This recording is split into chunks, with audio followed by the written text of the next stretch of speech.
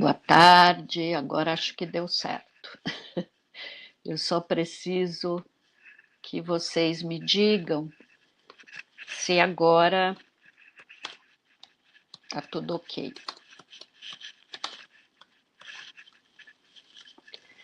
Para nossa geração, essa janela virtual é bastante difícil, né?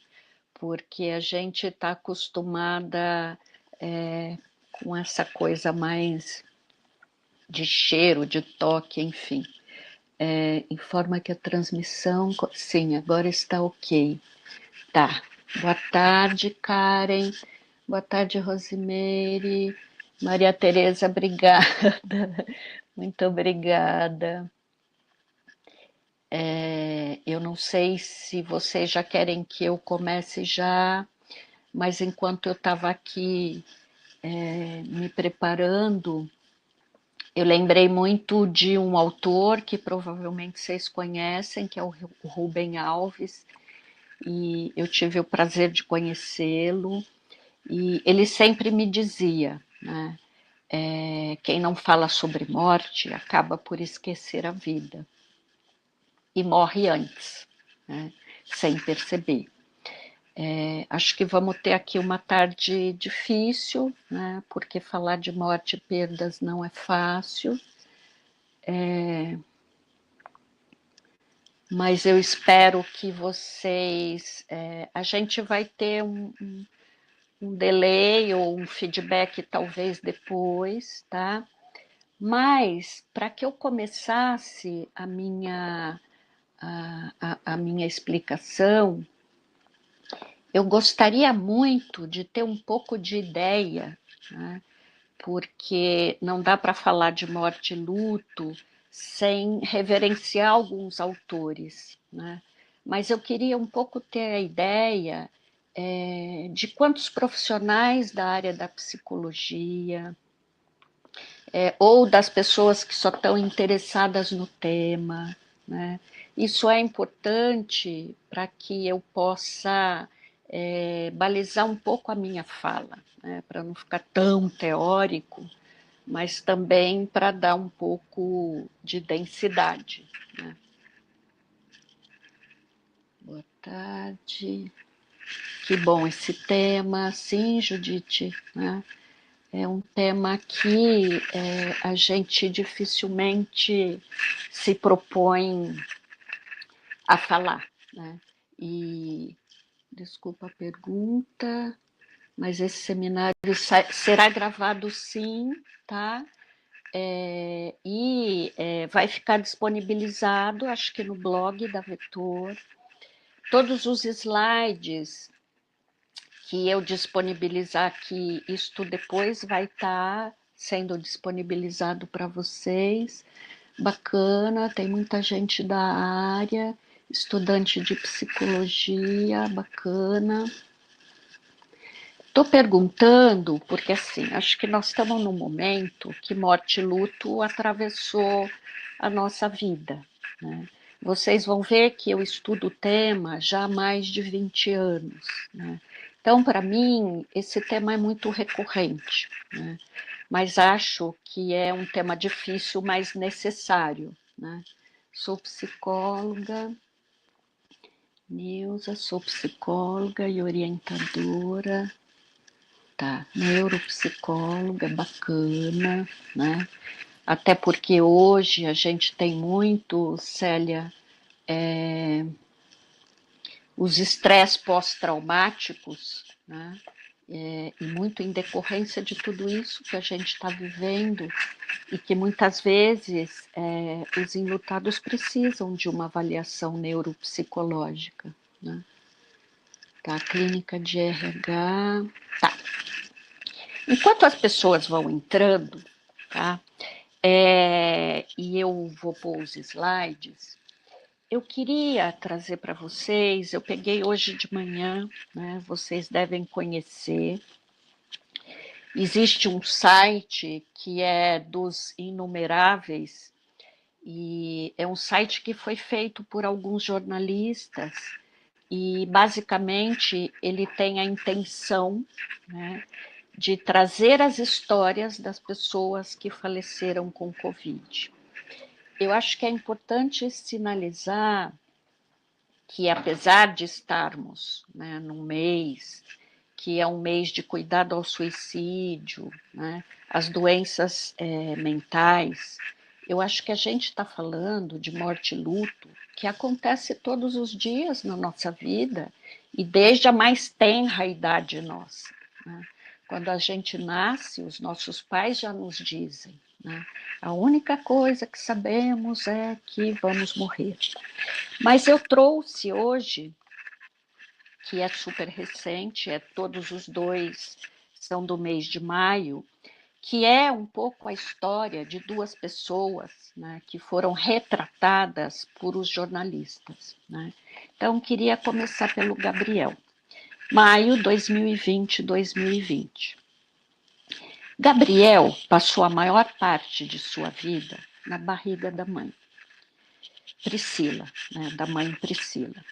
Lá dentro, deve ter sentido que era muito desejado por ela e por seu pai, Tiago, e por seu irmão Rafael, de 6 anos, já que preparava-se para dividir o quarto com ele em uma casa em São Vicente, litoral santista. Seu nome foi escolhido já no começo da gravidez, uma escolha bem pensada, nome de anjo, como do irmão. Né? E foi como um anjo que Gabriel chegou, através de uma cesariana, ficando em nosso mundo por apenas 1 hora, e onde morreu logo em seguida. Gabriel nasceu em Santos e faleceu em Santos com 1 hora de vida, vítima do Covid. Tá? E aí eu quero trazer uma outra história, que é da Sofia Barros. Nasceu em 1920 e faleceu em 2020, em maio de 2020. Nos bolsos de seus vestidos coloridos, sempre havia moedinhas e bombons para fazer a alegria da garotada. Nascida na cidade de Caucaia, no sertão do Ceará, Dona Sofia até parecia uma pintura ou um poema em homenagem à mulher nordestina. Mudou-se com a família para Fortaleza, em 1964. Enviuvou e, após a partida de seu marido, Sr. Raimundo, com quem teve 10 filhos, começou a trabalhar. A família cresceu e se multiplicou. Dona Sofia contava com 34 netos e 15 bisnetos. Essa mulher forte e generosa chegou pertinho de comemorar 100 anos de vida. Seus 99 anos, vividos em sua plenitude, merecem ser celebrados por cada um dos que teve a chance de conviver com ela. Sofia nasceu em Caucaia, Fortaleza, e morreu aos 99 anos, vítima de coronavírus. Né? Por que eu peguei essas duas histórias? Alguém me perguntou que site é esse. Chama Inumeráveis. Tá? É um site muito bacana, que foi feito por jornalistas, e a ideia é mostrar que não somos números. Né?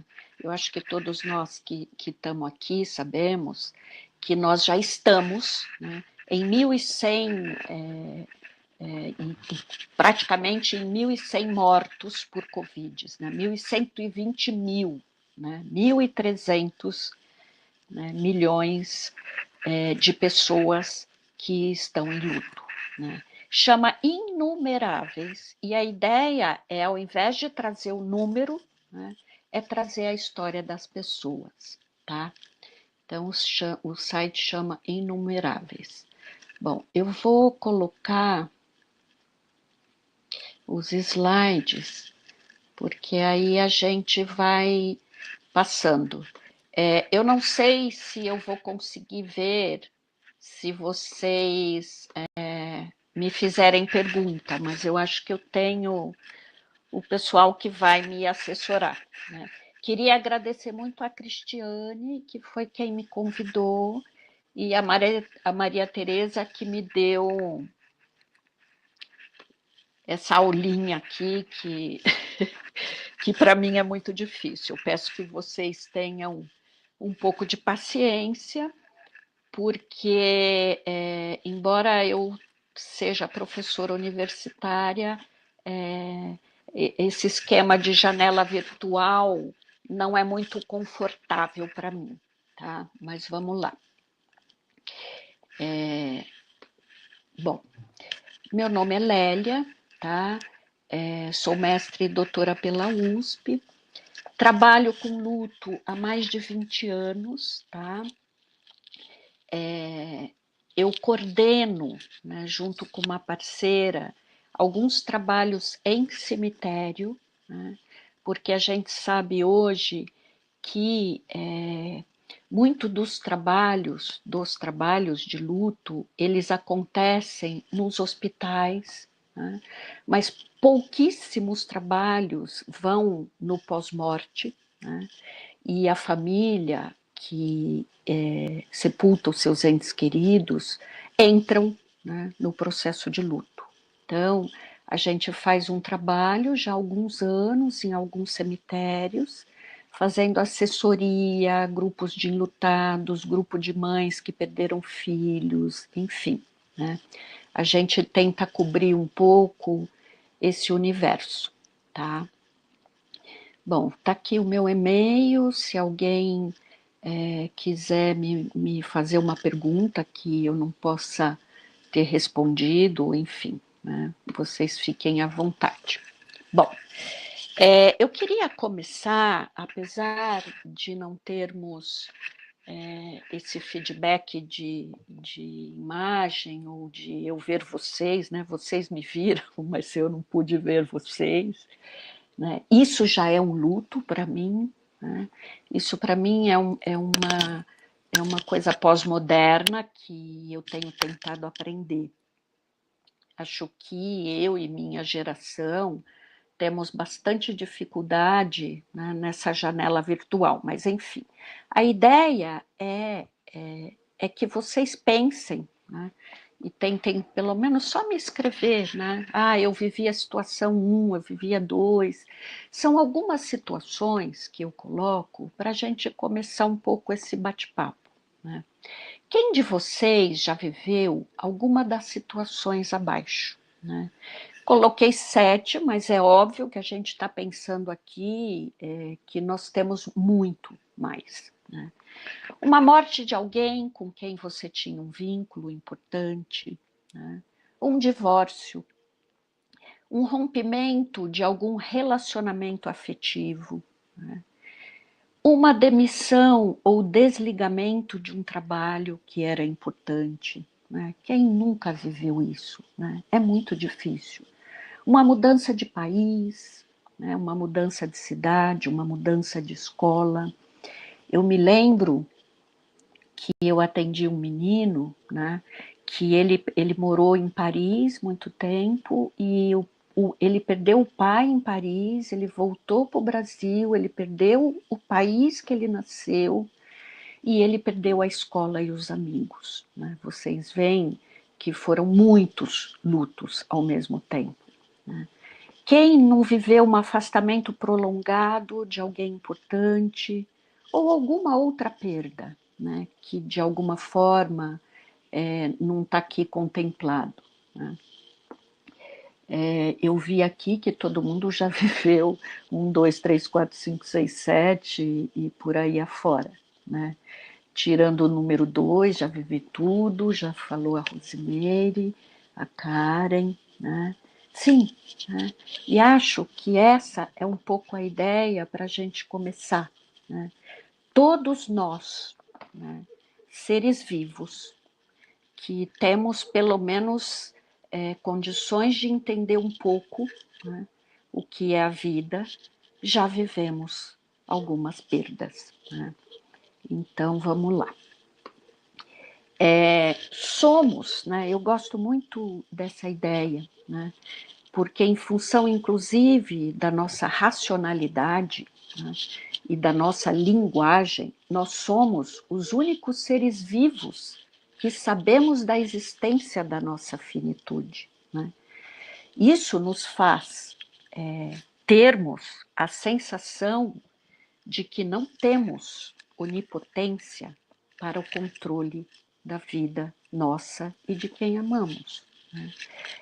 Os animais não sabem que vão morrer, né? Todos vocês provavelmente têm algum pet, né? E as minhas gatas, né, graças a Deus, não sabem que elas vão morrer, né? Mas nós sabemos, né? A morte sempre será um evento humano, né? E o que é mais complicado é porque, embora a gente saiba disso, os nossos pais nos dizem isso, a gente lê sobre isso, a gente vive isso, mas nunca estaremos preparados para lidar com ela e nem com suas intercorrências, né? Então, quando a pandemia apareceu, né, eu acho que ela só traz em um grau enorme essa nossa impotência e a certeza da nossa finitude, né? Sem nossa licença, estávamos todos terminando o carnaval para começar nossas vidas, fomos convocados, né, a pensar em muitas perdas. E aí vocês vão ver que eu acho que é por isso que eu comecei com aquela lista, porque as perdas e os lutos, eles não são só por finitude da vida biológica, né? A gente está falando de perdas simbólicas, né? A morte física é uma perda dentro de inúmeras outras perdas, né? E você hoje, né, neste complexo que estamos vivendo, nesse tempo que estamos vivendo, tem uma coisa que está muito difícil para os enlutados, que é a regra, né, que a humanidade nos deu, que é de cuidar dos nossos mortos, né? Nós hoje dificilmente temos esta possibilidade, né, de despedir-se dos nossos mortos, porque não temos rituais, porque por conta da Organização Mundial da Saúde e, enfim, de proteção à epidemia, à pandemia, né, nós não podemos mais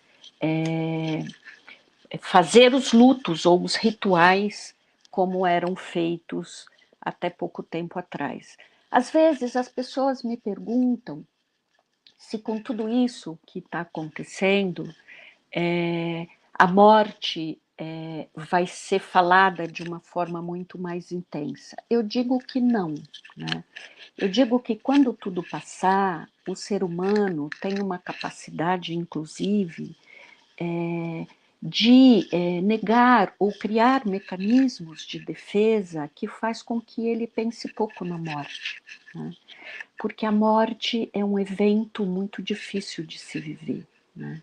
Um novo normal, que a gente também não sabe qual é, eu também tenho muitas dúvidas, né? As pessoas perguntam, os rituais vão desaparecer? Eu acho que não, né? Eu acho que o ritual de sepultamento e velório, que já estava quase extinto, né, da nossa cultura, eu acho que ele vai ganhar força, né? Inclusive, nós temos trabalhado no setor de cemitérios, de funerárias e de crematórios,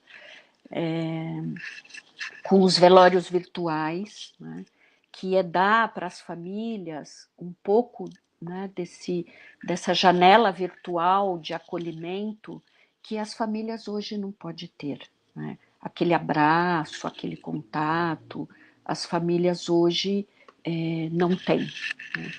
Bom, e acho que, pensando inclusive nesse momento que estamos vivendo de pandemia, né, porque precisamos falar sobre morte, né, e em especial esse mês, porque precisamos falar de suicídio. Né. Nós temos hoje 130, né, milhões de mil mortes, e se pensarmos que para cada morte nós temos em torno de 10 lutos, tá? Nós temos hoje 1.300.000 pessoas, 1.300.000 pessoas que estão vivendo o processo de luto por Covid, tá? Eu gosto de dizer isso porque não é por conta desse número de mortes que a gente vai esquecer que existem outras mortes, né? Como, por exemplo, o suicídio, né, que a Organização Mundial da Saúde, né, afirma que a cada 4 segundos há uma morte por suicídio no mundo. Né? 32 suicídios por dia no Brasil. Né? Esse é um dado, né, da Sincep-Assembra, que a segunda causa de morte entre as pessoas entre 15 e 24 anos. Né? No Brasil, a gente tem 800.000 mortes por ano, né, cuja causa-morte é o suicídio. Existe uma dificuldade grande, né, de estatística, porque a causa-morte nunca é suicídio. Né? A causa-morte normalmente é parada cardíaca, algum problema pulmonar, enfim. Né? E tudo isso a gente está dizendo, né, que luto sem ritual, né, que luto por suicídio podem ser lutos muito complicados. Né? Não sei se nesse novo normal nós vamos ter o luto complicado como uma norma, né? Mas a gente sabe que essas famílias que vivem lutos, né, lutos mais traumáticos, lutos sem rituais, lutos sem corpos. Né? Quem de nós não lembramos daquelas tragédias da TAM, né, do Air France, que as famílias, inclusive, nunca sepultaram os seus mortos. Né? Bom, vamos lá. Bom, nesse sentido, eu acho que dá para a gente pensar que perdas, além de ser uma parte natural da experiência humana, ela acompanha o ciclo vital. Né? E ela deixa em grande destaque, né, um conflito entre o mundo que eu acreditava, o mundo presumido, né, o meu mundo natural, com a ameaça de perda. Né? E as perdas, consequentemente, né, sejam elas perdas físicas ou perdas simbólicas, elas vão produzir processos de luto. Né? E aí eu acho que a gente pode destacar rapidamente alguns tipos de perdas. Né? A velhice é uma perda que leva a um luto, né? A morte de um ente querido, relacionamentos, bens materiais, imagem e função corporal. A gente vive muito isso com os adolescentes. Né? O adolescente tem um luto enorme do seu corpo antigo. Né? Aqui não está, mas estou pensando agora quem faz cirurgia bariátrica, né? Que tem que recompor uma outra imagem corporal. Quem perde lar ou território, né? Esses migrantes que vêm dos mais variados lugares do mundo, né? E que perdem o seu lar e que perdem o seu território. A perda de autonomia, né? Para as pessoas que por alguma razão sofreram amputações. Né? Identidade, planos e expectativas de futuro, a perda de saúde, né? Ou dizendo de uma outra forma, a doença, a ameaça de morte, a própria vida, né? Papéis e ocupações, epidemias e pandemias, enfim, a gente podia ficar aqui a tarde inteira. Né? A Leila está perguntando por que não estamos preparados? Porque somos seres que acreditamos muito, né, na nossa potência. Né? E acreditar que somos impotentes nos gera, de alguma forma, muito sofrimento, né? Bom, então, nesse sentido, perdas e luto é um tema bastante amplo, né? E é isso que a gente também queria trazer aqui, que o luto não é só por morte física, né? O luto se dá também por morte simbólica, né? O que é sabido, né, entre os estudiosos é que o processo de luto está relacionado a uma experiência de perda, né, e perda entendendo como rompimento de algo ou alguém com o qual se tem importantes laços ou laço afetivo, tá? Por isso que não é só a morte física, né? Perder um emprego é um rompimento com algo que me era muito importante, com quem eu tinha um forte laço, né? O luto não é só por morte física, né, dentro desta definição. E aí eu trouxe aqui uma definição de luto que é do Parkes, mas que a grande maioria dos estudiosos de luto se remetem, né? Eu gosto muito dessa foto, porque eu acho que essa foto traz um pouco a magnitude, e aí respondendo a Leila, do quanto o nosso mundo fica cinzento e sem claridade quando estamos vivendo um processo de luto, né? O processo de luto é um processo individual, isso a gente vai recorrentemente dizer, porque é muito importante as pessoas entenderem que o que eu sinto como luto não é o que o outro sente, né? É um processo que acontece do lado de dentro, tá? Isto também é muito importante, porque o luto não acontece só do lado de fora a gente tem mil coisas para dar conta, mas do lado de dentro também, né? É vivido em decorrência de uma perda, né? Como eu já disse antes, uma perda de forte ligação afetiva, né? Seja com pessoas, né, ou com coisa. Eu gosto muito desse esquema, é um esquema que a gente faz muito para definir luto, né, que eu acho que ele traz os itens mais importantes para a gente entender. Luto é uma reação emocional, né, lembram? É uma coisa que acontece do lado de dentro, a um rompimento de vínculo afetivo, pessoa ou coisa. É universal, porque todo ser vivo, tá? E aí eu estou colocando os animais irracionais, vivem, né, o processo de luto. Se vocês forem estudar na antropologia, vocês vão ver que os animais vivem o processo de luto, né? Não precisa muito. Quem tem cachorro, quem tem animal, quando tem uma perda familiar, os animais ressentem muito, né? Isso significa que é universal para todo ser vivo, né? É natural, visto que todo mundo passa, e é absolutamente individual. É um processo biopsicossocial, porque vocês vão ver nas dimensões do luto, o luto afeta muito toda a vida, né?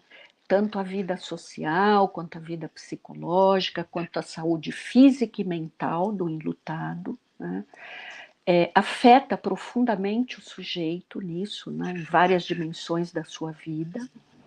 É familiar, né? A gente vai ver muito o quanto o apoio e a rede de apoio e de acolhimento é importante, né, para o processo de luto, né? Pessoas que vivem o luto sozinha, que vivem o luto sem uma rede de apoio mais complexa, vai ter mais agravantes, né? Vai ter mais situações que vão interferir. É cultural, né? Por que eu estou dizendo isso? Às vezes é muito difícil as pessoas entenderem que cada cultura, cada religião tem o seu ritual, tá? E isto faz com que eu entenda, né, que o meu jeito de fazer ritual não necessariamente é o jeito de todo mundo, né? Se vocês acompanham aí um pouco, né, nossos parceiros de vizinhos da Argentina, eles têm, do México, eles têm todo um outro tipo de ritual, né? As religiões também têm rituais que são muito particulares, né? O luto não tem tempo de término, isso é muito importante. As pessoas falam assim, doutora, quando é que isso vai passar, né? O luto não tem tempo, né? A gente diz que o enlutado aprende a conviver com estas sensações, com essa saudade. Eu posso dizer que o melhor momento do luto é quando você consegue viver a saudade e não morrer de saudade, né? Entendem a diferença? Né? Mas assim, de tempos em tempos, essa saudade vai ser atroz. Por isso que o luto não é linear. Né? Não é, nossa, mas você ainda está chorando? Nossa, mas se passaram 2 anos e você ainda está chorando? Né? O luto não é uma coisa que com o tempo, com os dias, com os meses, ele desaparece. Né? Datas comemorativas, momentos especiais, são momentos muito difíceis, né? Como se a gente estivesse revivendo de novo, né, toda a nossa angústia e toda a nossa tristeza naquela separação. Né? Por isso ele não é linear. Né? Nós, estudiosos do luto, sabemos que o tempo, né, cronológico mais difícil é o primeiro ano. Tá? E por quê? Porque o primeiro ano é um ano que você vai ter que reconstruir internamente, né? Porque essa pessoa pode morrer do lado de fora, mas ela nunca vai morrer do lado de dentro, e você tem que reconstruir todas as passagens, né, daquele ciclo de um ano sem a pessoa. Dia dos Pais, Dia das Mães, né? Tivemos agora recentemente o Dia dos Pais, que é um dia muito difícil, né, para quem não tem essa figura, né? Natal, né, que é um dia de grande confraternização familiar, e enfim, né, outras datas que são significativas na história, né, daquelas duas pessoas. É um processo de adaptação a uma nova realidade de si e do mundo. Né? Eu gosto muito de dizer que o processo de luto é uma mudança de identidade. Né? Quando a gente cresce, a gente fica adulta, quando a gente casa, a gente vira esposa ou esposo. Né? Agora, quando a gente perde alguém, a gente também não é mais a mesma pessoa. Né? Então, o processo de luto é um processo de reconstrução de uma outra identidade da pessoa, agora sem aquela outra. Né? Eu gosto muito dessa fala do Parks, né, que amor e perda são faces, né, da mesma moeda. Né? Eu acho que todo mundo que ama tem que saber que na exata medida do amor vem a dor. Né? Então, acho que é o preço que todos nós pagamos. Eu vou passar rápido aqui para a gente não se deter muito, né? É uma coisa que eu já falei, luta é um processo, é uma experiência subjetiva, né? Tem a ver com a minha história, com aquela pessoa, por isso que eu gosto muito nos grupos de ver dois irmãos conversando e um fala para o outro, mas meu pai não, né? Não é, o seu pai não foi o pai deste outro, né? A história que cada um tramou, teceu, é uma história muito particular. Né? É individual, é dotada de significado, inserido numa cultura multideterminada. Nunca podemos esquecer isso. Né? O luto da China tem as suas características, né? O luto nos diversos locais do mundo, né, tem as suas variações. é um processo de grande impacto na vida do sujeito, né? E aí, respondendo a pergunta da Eleni, por que é tão difícil? Porque é um processo que nos produz muita vulnerabilidade e fragilidade, né? É muito, muito difícil. Bom, eu destaquei 5 dimensões, e essas dimensões são desses autores, né, Strober e Hanson, que eu acho que elas são muito importantes para dizer um pouco o quanto o enfrentamento do luto é um enfrentamento difícil, né? Então, nós temos basicamente 5 dimensões de enfrentamento do luto. A dimensão física, a dimensão intelectual, vocês vão ver o quanto isso é importante, a dimensão emocional e a dimensão social. Eu vou passar rapidamente por cada uma delas e depois a gente pode se aprofundar se tiver alguma dúvida. Eu peço que vocês vão aí colocando as dúvidas, porque eu não consigo nem muito, né, bato um pouco o olho aqui no chat, mas para mim é um pouco difícil, tá? Ver quais são todas as perguntas. Bom, o que é esse enfrentamento na dimensão física, né? A nossa cabeça e nosso corpo não estão separados. Então, frente a uma grande dor emocional, o nosso corpo fica muito vulnerável. Então, a gente tem uma saúde toda que pode estar comprometida. É muito comum alteração de sono, alteração no apetite, alteração de peso, né? E aí, de novo, está a questão do que é particular para cada um, porque eu tive uma paciente que engordou muito quando a mãe faleceu, e ela chorava e dizia, as pessoas me olham e falam, nossa, você está bem porque sua mãe faleceu e você engordou, né? Então, olha aí, do lugar que a pessoa está falando, é um lugar onde se supõe que engordar é estar feliz, né? Quando, na verdade, o que ela dizia é que a alteração do peso, para ela, é porque ela ficou tão ansiosa e desesperada que ela não se continha, né? Dispneia, né? Falta de ar, inquietação, exaustão, boca seca, alteração na atividade sexual, dor de cabeça, doenças de pele é muito comum, né? Doenças psicossomáticas, e aí nós estamos dizendo depressão, nós estamos dizendo síndrome do pânico, nós estamos dizendo de muitas outras doenças psicossomáticas que podem afetar a pessoa que está vivendo o processo de luto, né? A dimensão intelectual, tá?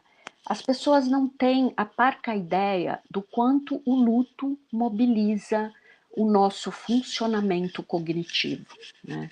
Tanto é que as pessoas que lidam, né, as empresas hoje sabem que pessoas que lidam com coisas perigosas, elas precisam de um tempo maior, porque as pessoas ficam com confusão mental, algumas pessoas têm alucinações, há uma desorganização cognitiva, fadiga, sensação da presença do falecido. Isso não é nada, né, do outro mundo, até porque a gente está tratando aqui das questões científicas, né? Há um problema de concentração, a memória fica rebaixada. É muito comum a gente ouvir as mulheres dizer, olha, aquilo que eu fazia com os pés nas costas fica muito difícil para mim, né? Eu não consigo levar as crianças na escola, eu não consigo fazer um arroz. O humor fica muito oscilante, né? Aí voltando àquela imagem, tudo fica cinza, o sol me incomoda, as pessoas rindo me incomodam, né? A dimensão emocional, né? Aqui a gente tem uma série também de enfrentamentos. A pessoa no começo está entorpecida, a ficha não caiu, não, parece que não foi com ela. A depressão é um processo que se instala naturalmente, né? A gente vai ver que o luto, né, mesmo o luto natural, ele pode trazer um pouco de sensações depressivas, né? Isso não tem nada de errado e na maioria das vezes não precisa de medicação, né? Isso vai passar, é um processo natural que o corpo, a mente, né, está tentando digerir aquela informação, né? Irritabilidade, solidão, saudade, alívio, ansiedade, confusão de sentimentos e emoções, medo, muito medo quando você perde alguém, medo da sua morte, né? Medo da morte do outro, reações de raiva. A gente vê isso muito em crianças, né? Eu que trabalho com crianças. As crianças não têm a fala, então o que elas fazem é traduzir toda essa dimensão em um comportamento agressivo, né? As pessoas têm culpa, as relações não são só de amor, então quando você perde alguém, eu gosto de dizer que a gente vive muito a doença do si, né? Se eu tivesse falado para o meu pai que eu amava ele, se eu tivesse feito isso, né? Então a gente ainda com todos esses enfrentamentos ainda temos muitas culpas, né? Descrença do mundo, tristeza, negação, a dimensão espiritual, né? É óbvio que a gente não trata das questões religiosas, mas a gente sabe que esse enfrentamento às crenças, né? E aí eu estou dizendo espiritualidade, eu não estou dizendo religião, né? As pessoas ficam muito tocadas, né? Se questionando os valores, algumas pessoas têm a perda de fé, né? Outras, ao contrário, se agarra muito à questão da fé, a descrença da vida, raiva de Deus, né? Isso é muito comum nas crianças. Por isso, o cuidado ao dizer para as crianças, né, algumas pérolas, tipo o Papai do Céu levou teu irmão, né? E tem uma criança que eu atendo que ela diz, como o Papai do Céu levou meu irmão, minha mãe sempre diz que ele era bom, né? Então, isto acontece muito, né? A dor espiritual de por que comigo, por que agora. A dimensão social do enfrentamento do luto também é muito difícil, né? As pessoas tendem a se isolar, ao afastamento social, tem uma falta de interação e de interesse pelas pessoas, porque toda a energia emocional está sendo alocada de alguma forma para aquela dor, para cuidar daquela dor. A perda de identidade, as pessoas às vezes não se reconhecem mais, como eu disse, né, para vocês. Eu tenho uma mãe que ela diz, bom, quando você perde o marido, você é uma viúva. E quando você perde um filho, né, o que você é? Né? Eu preciso só... Vocês estão me ouvindo? Eu não vejo mais ninguém colocando perguntas. Bom, a adaptação a novos papéis e às vezes a uma nova visão de mundo externo, né? Isto é uma fala do Parks, né?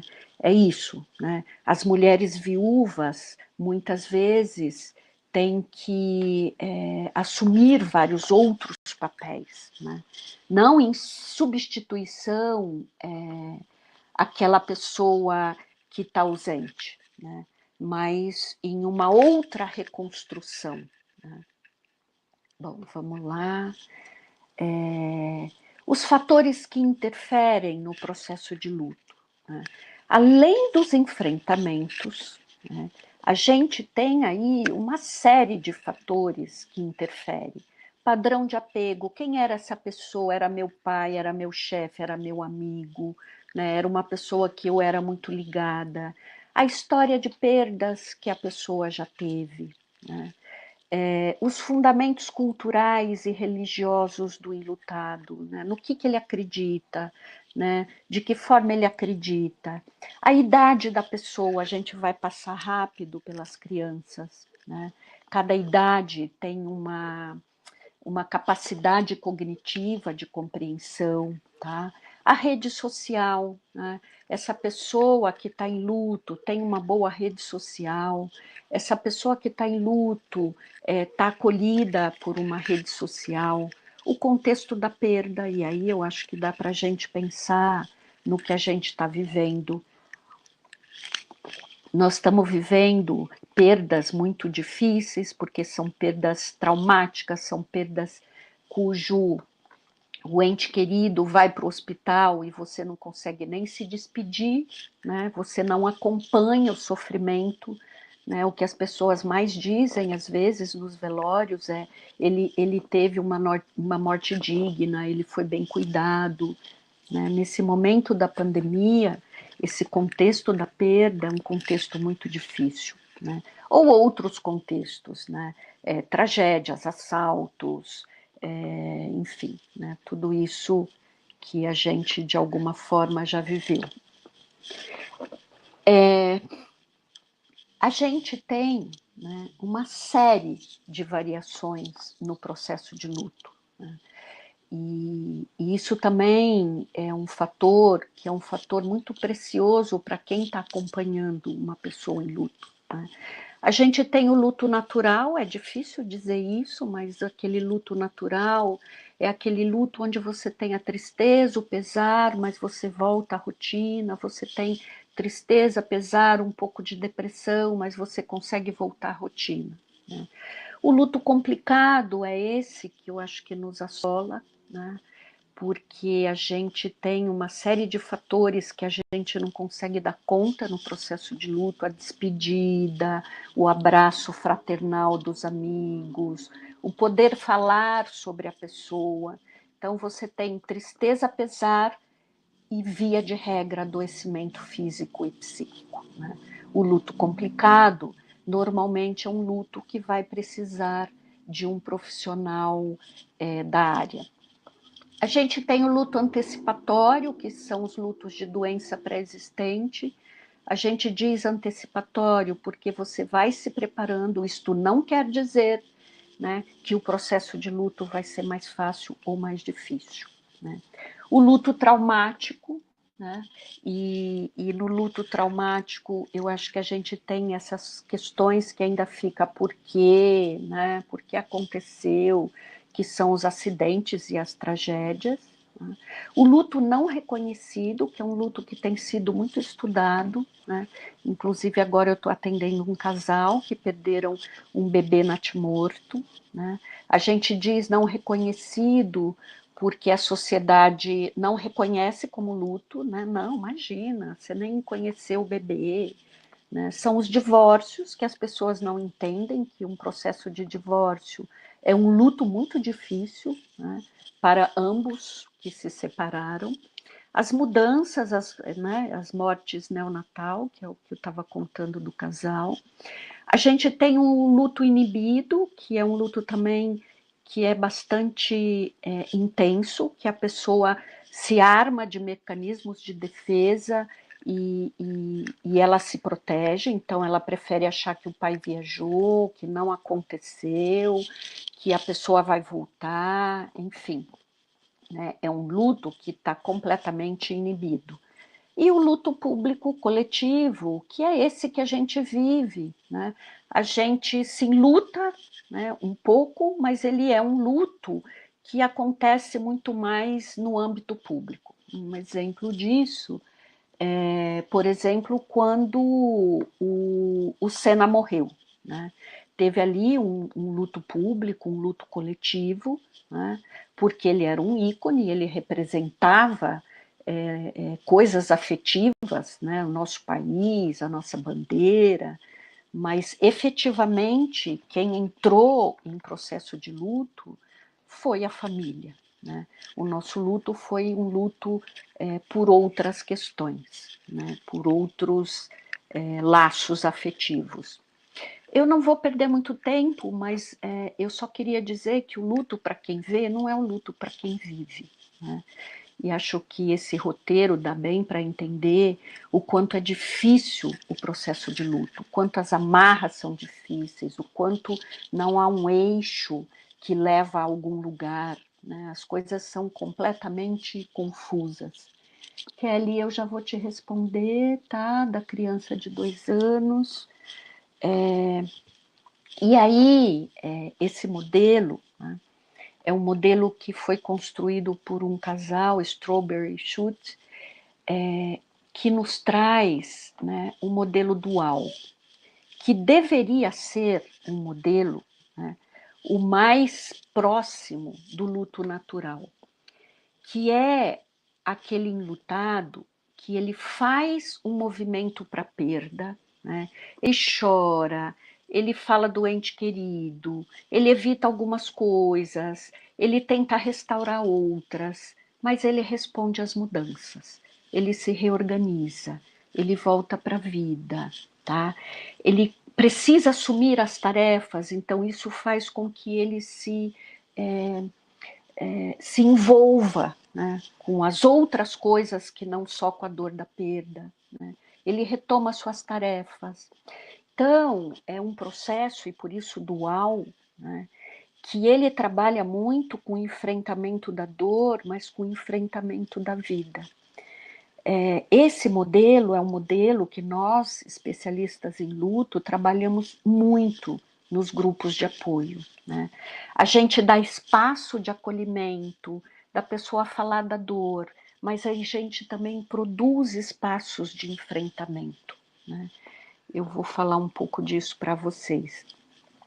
Bom, o luto complicado, eu já disse um pouco, mas só sinalizando, ele se caracteriza quando a pessoa fica lá no processo dual, só naquele bloco do enfrentamento da dor, tá? Ele não consegue fazer o enfrentamento para retornar à vida, né? E é um luto que precisa de intervenção profissional. A gente diz muito que esses lutos do Covid provavelmente serão lutos, né, complicados. Contudo, entretanto, todavia, uma morte ainda produz vários lutos, né? A gente tem o luto individual, a gente tem o luto social e a gente tem o luto familiar, né? Vocês veem que as tarefas que o enlutado tem que se haver são tarefas de grande porte, né?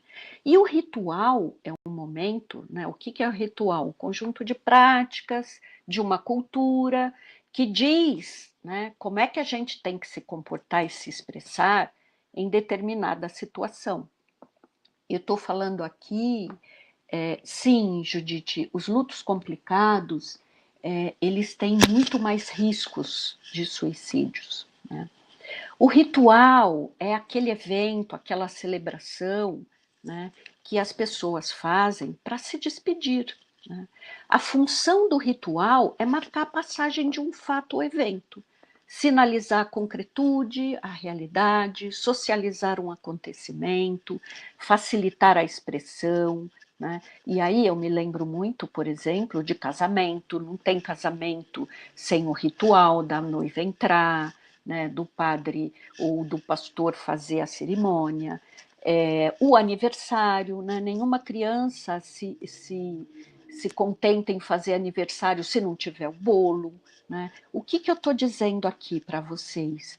Que os rituais fúnebres, eles são extremamente importantes para o start de luto, né? Por quê? É ele que vai marcar a perda física, é ele que vai facilitar a expressão pública do sofrimento, né? É ele que vai promover um espaço seguro, né, para a família chorar a perda. É ele que vai possibilitar um espaço para que o falecido seja lembrado. É muito comum as pessoas chegarem e falar: eu tive com ele ontem, ou nossa, eu tive com ele a semana passada. É o ritual fúnebre que ajuda a acolher e ofertar ajuda aos enlutados, a validar esse novo papel, né? Se é uma viúva que ela vai ter que enfrentar. é um importante organizador psíquico, interno e externo. Né? Por isso que a gente está dizendo aqui que o ritual de ir ao cemitério, de pensar na pessoa, né? O ritual de uma palavra, né? Os rituais simbólicos, o sujeito utiliza para dizer, ele não está mais aqui, mas ele está dentro de mim. Né? E como a gente pode se enlutar sem um corpo para se despedir, sem a presença física de pessoas queridas, sem os abraços, as memórias, os toques, os olhares, sempre tão esperados em nossa cultura em um momento de elaboração de perda. Lembrando aqui, né, que eu estou falando mais do ritual da nossa cultura, né? Mas cada família, independente, né, de onde esteja, tem o seu ritual. Né? Como podemos ajudar uma pessoa enlutada? Crianças e adolescentes percebem e compreendem a morte? Sim, dentro da capacidade cognitiva delas. Sentem pesar e tristeza como os adultos? Talvez como os adultos, não, mas sentem pesar e tristeza. Vivem o processo de luto? Sim, vivem, tá? De que forma? Dentro da capacidade cognitiva de cada um. Né? Alguém me perguntou de uma criança de 2 anos. Sim, uma criança de 2 anos vive o processo de luto. Né? De que forma? Ele vai sentir ausência. Por isso a importância, né, das experiências que o adulto passa para a criança.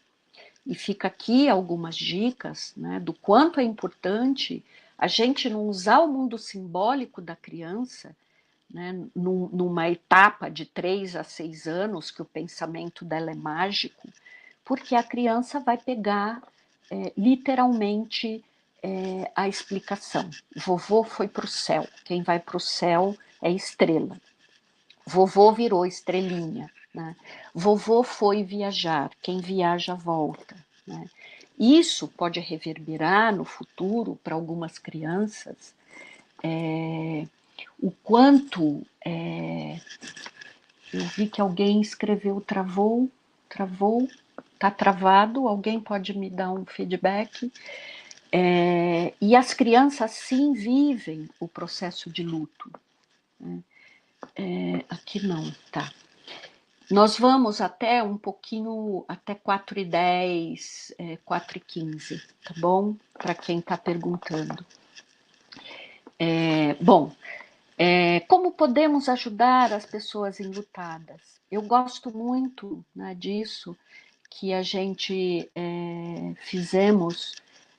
Sim, Judite, isso é uma coisa que acho que eu não comentei, mas as crianças precisam e devem ser convidadas, né? Não serem levadas aleatoriamente, mas para se despedir das pessoas. Né? E eu gosto muito de dizer para os adultos, imagine se seu pai morreu e alguém não deixou você ir se despedir dele. Né? As crianças têm sim uma compreensão desde que o adulto dê o norte, né? De como vai estar, de como as pessoas são sepultadas, de como é que a gente faz para se despedir. Né? E um momento importante, inclusive, para a gente ajudar nossas crianças a entenderem sobre a morte, são as mortes simbólicas, né? Perder um brinquedo, perder um animalzinho, né? Não vá trocar o peixinho, porque a criança sabe, né, que o peixinho foi trocado, porque ele se vinculou àquele peixinho. Né? Eu estou dizendo isso de uma criança que eu atendi, e ele me dizia, você não acredita, mas eu vou te contar, minha mãe trocou meu peixinho e falou que meu peixinho morreu. Que meu peixinho, ela trocou, eu sei que meu peixinho morreu, mas a minha mãe trocou o meu peixinho e não me falou que o outro morreu. Então, as crianças sabem. Né? Bom, como podemos ajudar os enlutados? Né?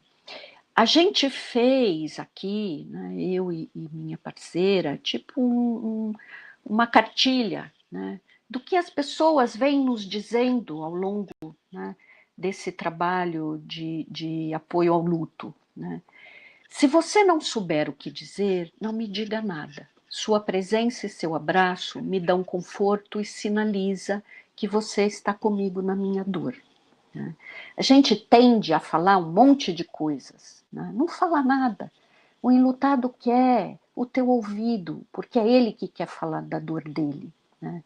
Eu gosto muito da Lia Luft, porque ela diz num livro, Perdas e Ganho, quando ela perde o marido, ela diz assim, desculpa, não me digam que isso passa, que a vida continua, que o tempo ajuda, que ele morreu bem. Não diga nada, não me console, da minha dor sei eu. Né? A gente tem um pouco o movimento de querer tamponar a dor do outro, e aí a gente começa a dizer, não, mas olha, eu perdi meu pai, meu avô, meu... Não, né? A dor é do outro. O que você pode fazer é acolhê-lo nesse momento. Né? Você só precisa me escutar, sem me julgar. Né? Talvez eu sinta vontade de contar e recontar os episódios que vivi com a pessoa amada. Se você puder me ouvir, isso será importante para mim, tá? Se eu não conseguir, se não conseguir me ouvir, não pergunte como estou. Possivelmente falarei da minha dor e minhas lágrimas descerão. Se você estiver preparado para isso, o melhor caminho é não perguntar nada. Porque as pessoas também tendem a fazer isso. E aí, como é que você está? E você começa a falar, putz, está muito difícil. E aí você rapidamente desvia a conversa. Né? Como se a pessoa fosse uma criança que você está desviando para a pessoa não perguntar. Não tente conter minhas lágrimas. Pode ser que eu chore. Meu momento é de dor e preciso delas para externar o que eu sinto. Né? Em contrapartida, não me julgue se eu não chorar ou não demonstrar meus sentimentos. Cada pessoa se aproxima da tristeza como pode, com os recursos que tem. Né? De novo, isso é a questão de como é que eu olho o luto do outro. Eu não posso olhar a partir do que eu acho que é tristeza para mim, porque se eu choro e o outro não está chorando, né, isso não quer dizer que o outro não está sentindo. Chorar é um jeito de expressar a dor. Isso é muito comum, pessoal, quando a gente vê casais quando perdem filhos. Né? O luto também é um pouco questão de gênero. Né? Os homens da nossa cultura são tolhidos a não chorar. Então, as mulheres, às vezes, chegam no consultório e dizem, mas o meu marido não sente a morte do meu filho. Como não sente? Né? E o marido, às vezes, diz assim, olha, doutora, eu sinto tanto, tanto, que eu enfiei a minha cara no trabalho. Né? Isso já está dizendo que o luto dele é diferente do luto da mulher. Né? Bom, vamos lá. Não me abandone após o primeiro mês. Né? Isso é muito importante. Possivelmente precisarei de sua companhia e de sua atenção ao longo dos meses. Né? A gente acredita que depois do terceiro, quarto mês, imagina, a pessoa já está de boa. Né? E a pessoa não vai sentindo mais lugar para falar, porque ninguém mais dá isso para ela. É exatamente nesse tempo que a gente acaba colhendo, né, muitas pessoas que vão procurar os grupos de apoio, né, porque neste lugar ainda se fala sobre suas perdas. Né. Então, não abandone nunca um enlutado, né, depois de um tempo. Não me diga, você ainda está assim? O processo de luto é longo e cheio de momentos melhores e piores. Eu preciso passar por esse processo até minha dor cicatrizar. A gente gosta de dizer que o luto é como se fosse um grande ferimento. Você cuida, cuida, cuida, ele estanca, né, e fecha, mas de tempos em tempos, quando você olha, né, você lembra da dor. Né? Ou, né, na metáfora análoga, como se fosse uma tatuagem. Né? Aquilo fica impregnado no seu corpo, né, de onde você nunca mais vai extirpar. Não me critique por visitar o cemitério ou por utilizar fontes e formas diferentes de viver minha dor, como guardar fotos, lembranças. Não há receitas para viver a saudade. Essas atitudes podem fazer parte do meu processo de luto. E o que é isso, fazer parte do meu processo de luto? Né? A gente vê muito irmãos, né, que são muito diferentes nos seus processos de lutos. Né? Um quer guardar todas as fotos da mãe, o outro não quer nem ver. Né? Ou, dizendo de uma outra forma, quando vai ajudar ou a mexer nos pertences. Né? Um quer ficar com tudo, o outro não quer ficar com nada. Né? Todas as duas ações estão a serviço da mesma dor, né? Do processo de luto de cada um. Não procure me confortar com palavras de convencimento de que a morte foi melhor. Né? Nesse momento, a razão não dará conta de aceitar a separação definitiva. Tenha certeza de que o tempo se encarregará de fazer aceitar os fatos, mesmo que demore. Né? Uma pessoa velha, não, né, ele já estava velho. Não, né, isso não faz sentido para quem está vivendo o processo de luto. Vou precisar da ajuda prática, né? Resolver uma pendência, agendar um compromisso, buscar algo, são coisas simples e corriqueiras que podem se tornar difíceis nos primeiros tempos do meu luto. Né? Então, você levar um doce, um bolo, ligar para a pessoa, perguntar se ela precisa de alguma ajuda, é diferente de você ir lá e fazer por ela, enfim. Né? Não se apresse para me desfazer dos pertences da pessoa falecida. Talvez eu precise de um tempo mais longo para realizar essa tarefa. Não há nada de errado em me despedir aos poucos, tá? Vamos lá, acho que nosso tempo. Como podemos ajudar? Antes de tomar atitudes ou decisões que considerem ser boas para mim e para o meu futuro, me permita participar dessas escolhas. Né? A gente tem muito isso quando morre um idoso, né? O que fica, os filhos muito rapidamente vão, né? E fazem 1000 manobras para a mãe não sentir. Né? Pergunte para a pessoa o que ela quer fazer. Né? Ela pode estar triste, né? Mas ela não está sem a consciência do que ela gostaria para ela. Tá?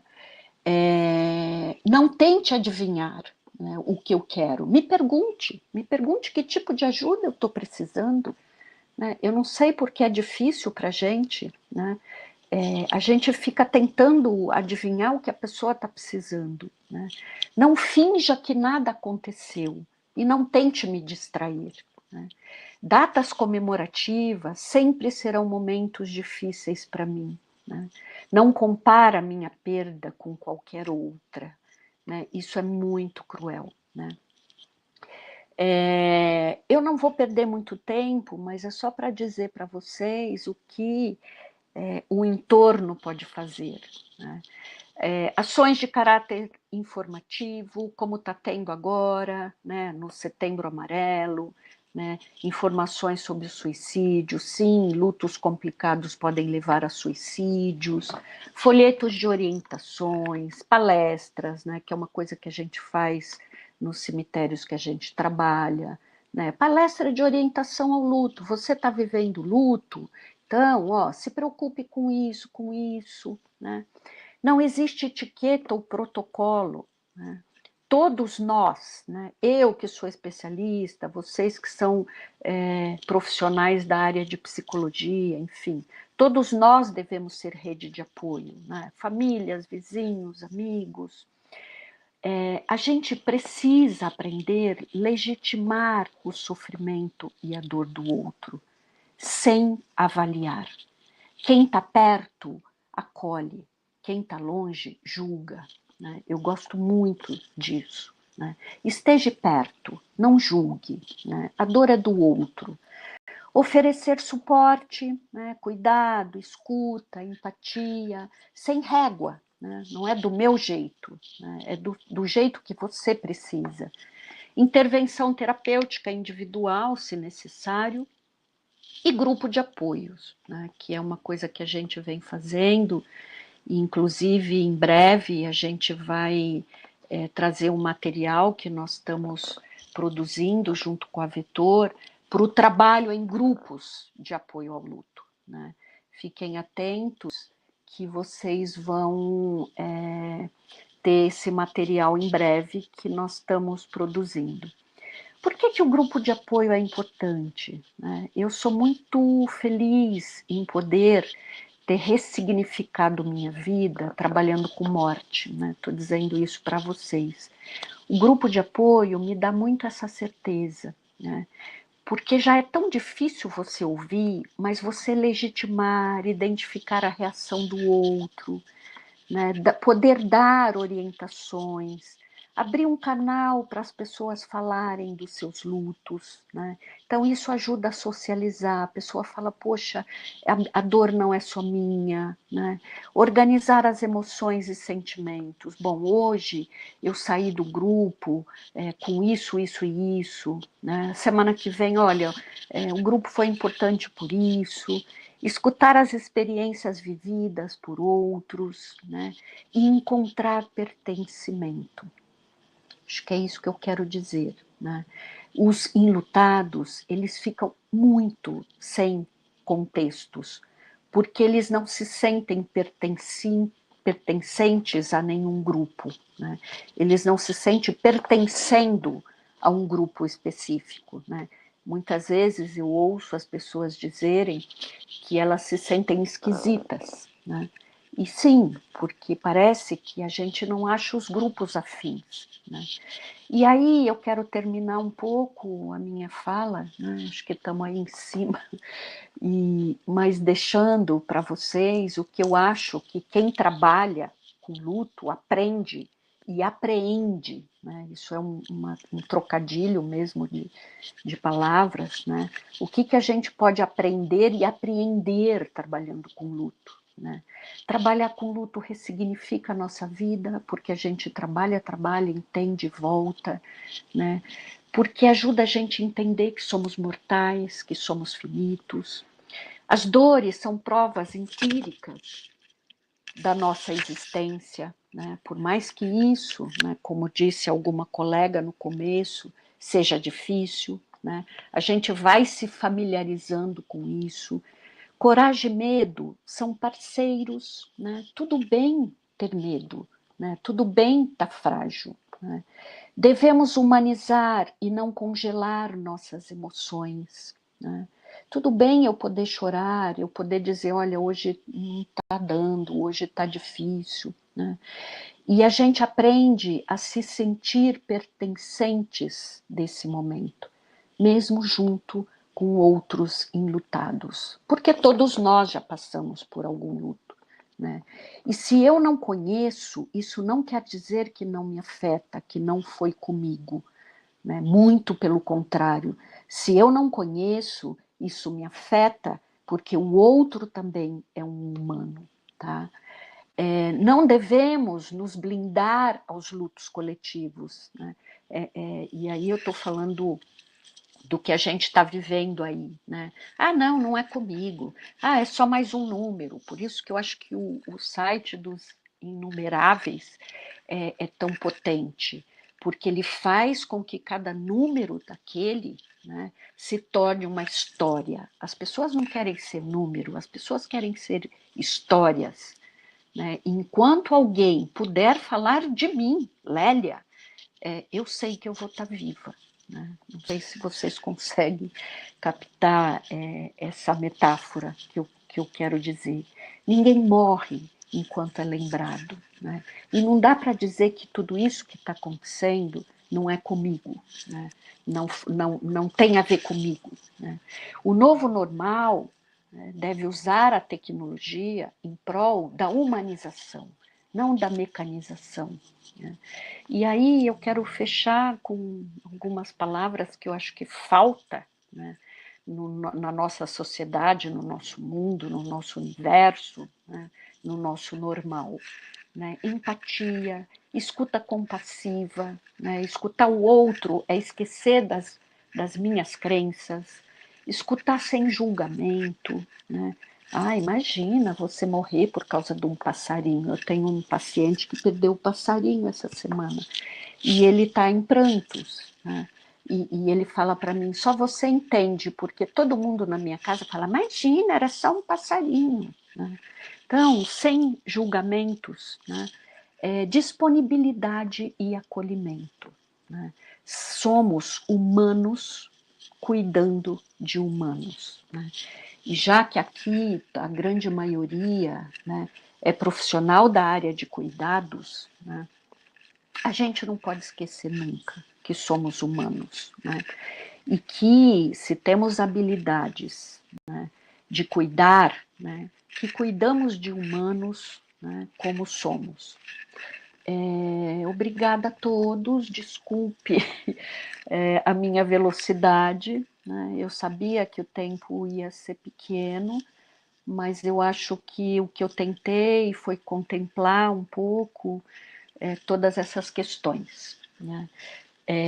Tenho aí uma série de perguntas que eu não sei como vocês querem que eu faça, enfim. Eu acho que eu já respondi um pouco sobre o luto infantil. Sim, o luto infantil ele tem sido muito descaracterizado por essa coisa hedonística que nós temos, que as crianças não precisam viver frustrações. Não, as crianças precisam viver frustrações, porque a gente viu que as intercorrências fazem parte das nossas vidas, né? E é muito importante a gente educar nossas crianças para a morte, né?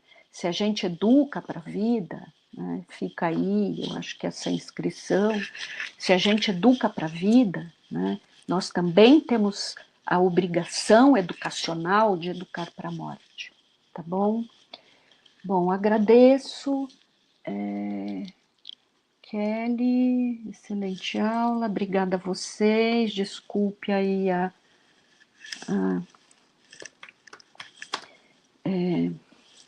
rapidez, e obrigada, e quem quiser alguma comunicação, eu deixo aí o meu e-mail, tá bom?